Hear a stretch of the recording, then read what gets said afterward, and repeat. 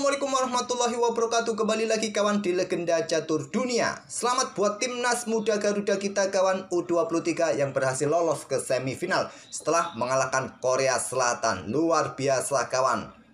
Timnas kita mulai sejajar dengan timnas-timnas negara Asia lainnya kawan. Australia disikat 1-0, Yordania disikat 4-1, dan tadi dini hari sebetulnya banyak sekali kesempatan juga peluang-peluang yang terbuang sia-sia kawan. Korea Selatan bermain dengan 10 pemain tapi tidak mampu dimanfaatkan betul oleh timnas kita, dan Korea Selatan di menit-menit akhirnya melakukan counter attack yang menyamakan kedudukan 2-2, berlanjut ke babak tambahan waktu dan memaksa ke penalti.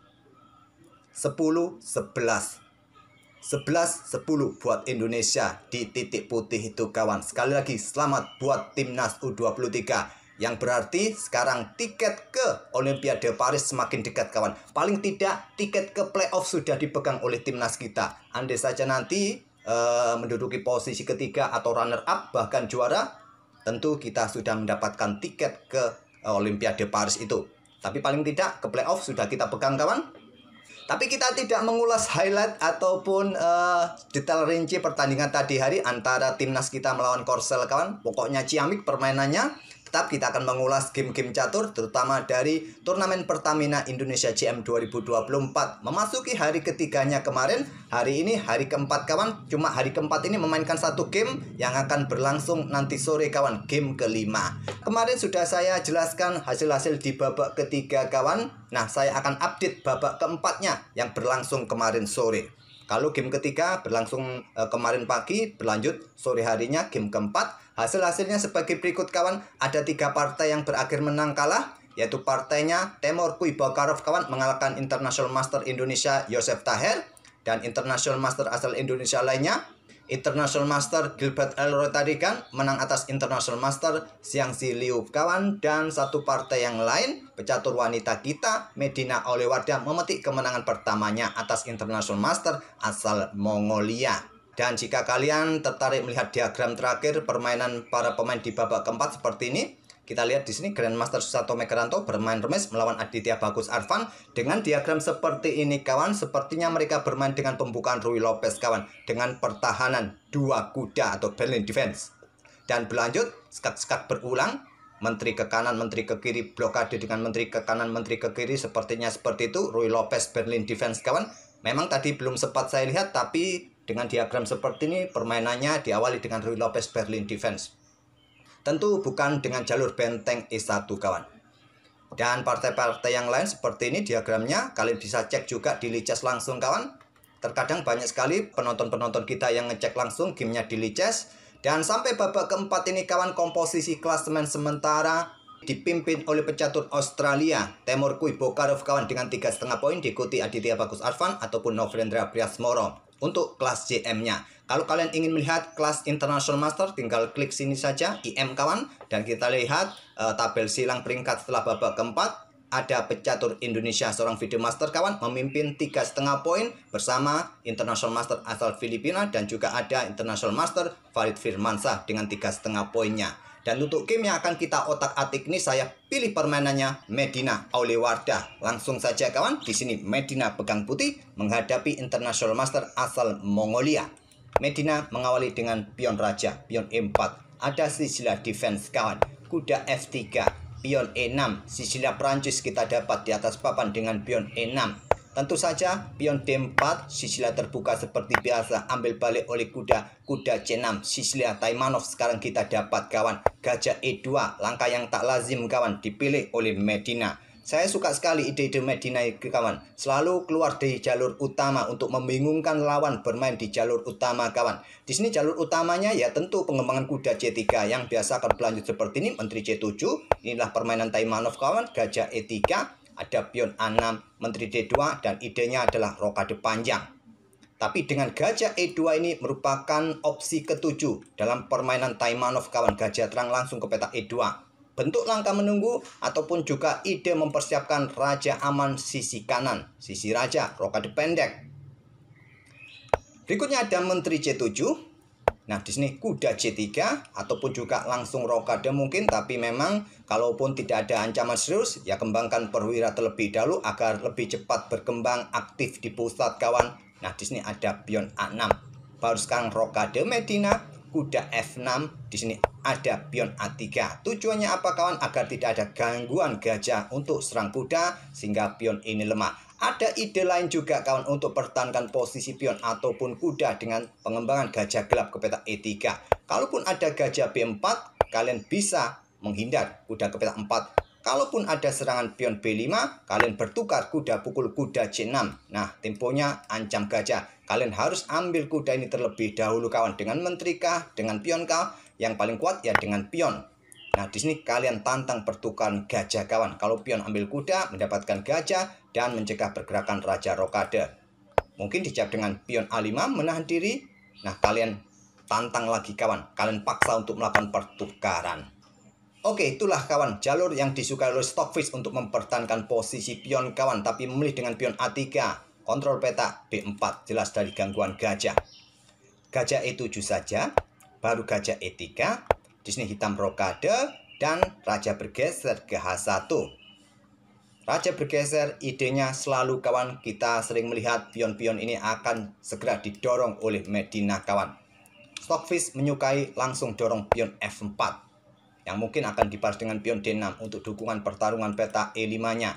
Dan menteri akan bergeser untuk mencoba langsung nanti bergeser ke lajur G kawan. Tapi raja ke H1 terlebih dahulu, pilihan dari Medina Aulewada. Nah, pion D6, pion F4 mirip dengan diagram yang saya sebutkan tadi. Cuma bedanya raja bergeser terlebih dahulu kawan. Kuda caplok kuda D4 ambil balik oleh gajah, pion E5 dan menahan diri Medina kawan. Tarik mundur saja. Kalaupun terjadi baku hantam ya masih bisa diambil. Dan hitam melanjutkan baku hantam peta F4 ambil balik oleh gajah. Kemudian gajah terangnya dikembangkan. Medina geser menterinya ke E1, persiapan menuju sayap raja ke lajur G nanti kawan. Di sini petak G3. Kemudian kuda manuver ke D7, persiapan menuju pusat mungkin blokade laju pion. Ya nanti memaksa atau menantang pertukaran di petak E5 nanti kawan, ataupun berikan tempat bagi gajah untuk kontrol ruang-ruang gelap ini yang siap diduduki oleh putih nanti ke depan. Menteri langsung keluar ke petak G3, kuda E5 untuk menantang pertukaran kawan. Bukan saatnya.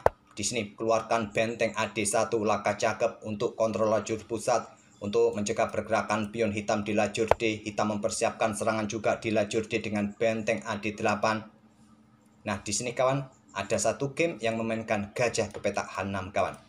Medina memilih narik mundur gajahnya ke petak E3, reposisi. Pion B5, counter attack lewat sisi menteri. Gajah D4, kuda mundur ke G6 kawan. Nah, di sini gajah terang melanjutkan aksi ke petak D3, ya persiapan untuk dukungan di area terangnya nanti. Di sini kuda kembali untuk blokade laju pion atau ancam gajah terang. Medina tantang pertukaran pion, ditolak. Pilihan terbaiknya langsung saja terima. Kemungkinan benteng akan digeser ataupun langsung caplok. Tapi dorong pion untuk mendapatkan ruang. Nah, di sini Medina mundur kawan kudanya ke E2. Ada opsi ke pusat. Menantang pertukaran baku hantam terbuka diagonal terang. Kalau kalian mencoba sikat gajah, ya wassalam satu langkah. Oke, kembali lagi ke langkah aslinya. Medina lebih menyukai kudanya mundur ke petak E2. Lanjut pion G6. Langsung kawan antisipasi diagonal terang di sini. Mungkin nanti benteng bergeser, gajah Viacento mungkin kawan. Kita lihat saja posisi kuda ini cukup bagus juga. Menghadang pergerakan posisi gajah gelap. Sudah tidak ada pion yang mengganggu kuda kawan di lajur D dan di lajur E. Di sini posisi Medina masih lumayan bagus kawan. Punya keunggulan 0,9. Evaluasi dari Stockfish 16. Kuda F4 ancam gajah terang. Nah, di sini ada opsi menteri mundur ke C8 ataupun kuda sikat gajah terang kawan. Memilih pertukaran kuda sikat gajah terang. Ambil balik menggunakan pion untuk menghindari tekanan dari menteri di lajur C juga. Dan hitam menyerang benteng dengan gajah B3 menghindari ancaman kuda juga. Benteng bergeser ke C1 ancam menteri. Menteri bergeser ke D7. Nah, sekarang kuda ke H5.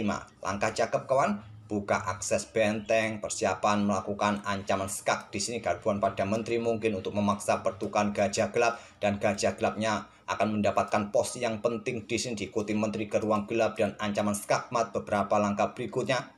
antisipasi dengan pion F5. Buka akses benteng juga perkuat peta F6-nya. Tantangan ditolak angkat benteng F3 ataupun Stockfish menyarankan dengan pion H4 juga. Angkat benteng F3, benteng F7, langkah slip lagi dari hitam kawan kalau Stockfish menyukai. Tantang pertukaran benteng di lajur C. Tapi angkat benteng ke F7, Medina tidak bisa memanfaatkannya kawan. Pion A5 untuk menghindari ancaman gajah ataupun menteri. Di sini ada opsi kuda ini bergerak ke peta F4. Nah, mungkin gajah mundur ke F8 dan korban kuda di sini kawan. Itulah jalur yang disukai oleh Stockfish ketimbang pion A5. Mungkin sudah dipertimbangkan oleh Medina kawan dengan langkah kuda F4 ini dengan nanti diikuti pengorbanan. Cuma mungkin 10 atau 15 langkah tidak yakin dengan ide seperti itu. Jadi dia selamatkan saja pion ke peta A5. Benteng FD8 dobling kawan dan persiapan membuka lajur F mungkin. Di sini dorong pion E5. Medina menantang pertukaran. Ditolak menteri malah mundur ke D8. Ternyata langkah blunder kawan yang terkuat dorong pion F4. Untuk ancam menteri sikat oleh kuda. Nah mungkin nanti akan berlanjut dengan langkah pion pukul pion. Nah, kalian bisa ambil balik oleh gajah dan seterusnya. Setelah pion E5 ini, menteri mundur kawan. Mungkin akan mengancam menteri nanti di ruang gelap ini. Bisa jadi. Terlebih dahulu diblokade oleh Medina. Ternyata langkah yang kurang presisi. Pion ini didorong yang bagus kawan. Kalau langsung ada serangan kawan, maka ya temponya jatuh benteng. Kalau diambil oleh gajah di sini, nah kuda ini bisa bergerak ke peta F4. Untuk menghindari ancaman discover nanti kawan dan mencoba ancam gajah. Kalaupun ada gajah menyerang di sini, ya sikat saja gajah. Temponya juga ancam menteri masing-masing. Medina memilih kuda ke F6. Blokade juga akses gajah di sini. Sikat, ambil balik. Ada pion yang cukup mengganggu. Posisi Medina sangat bagus kawan di ruang-ruang gelap ini. Menteri caplok pion A5, lanjut hitam. Medina caplok pion D6. Kemudian benteng D8, slip lagi kawan. Gajah ke D5 untuk ancam benteng mendapatkan diagonal serang yang bagus. Tapi memilih ancam menteri benteng D8. Menteri mundur ke F4. Menteri D5 ancam gajah. Gajah bergerak ke E5. Ada ancaman lagi backup dengan pion D4. Ada pion A5. Berharap dengan satu pion bebasnya hitam bisa menang. Mungkin tapi jumlah pion masih setara kawan. Putih unggul pion pusat. Hitam unggul sayap menteri. Benteng C5. Tapi jatuh juga akhirnya pion kawan. Gajah D5 serang benteng. Benteng mundur ke F2. Kemudian ada pion B3. Di sini angkat pion A4 kawan untuk bongkar struktur pion depan raja. Ide-ide Medina ini terkadang ciamik sekali kawan. Dia tidak takut posisi rajanya terbuka. Gajah E4. Kemudian ada raja maju untuk menghindari ya pin di sini kawan. Dan mungkin saja nanti pion-pion siap untuk diangkat. Raja H8 yang terkuat dengan benteng C8 mumpung tidak dikuasai oleh benteng putih kawan.